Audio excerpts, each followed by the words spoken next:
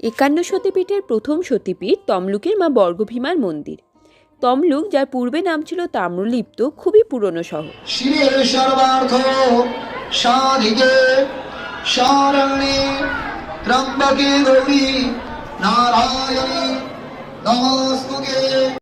মহাভারতেও আমরা তাম্রলিপ্তের নাম পাই।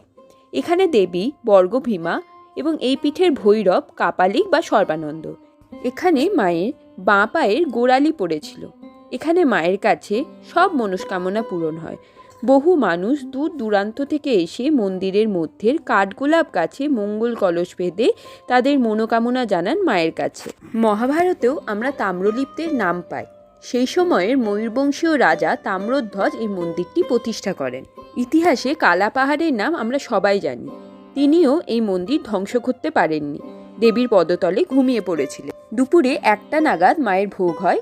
ভোগ গ্রহণের জন্য সকাল 8:30টার মধ্যে এসে কুপন কাটতে হয়। ভোগ গ্রহণের জন্য আগের দিন ফোন করে দিলেও হবে। মন্দির সকাল 7:30 থেকে 1:30 ও বিকাল 3:30 থেকে 8টা অবধি খোলা থাকে।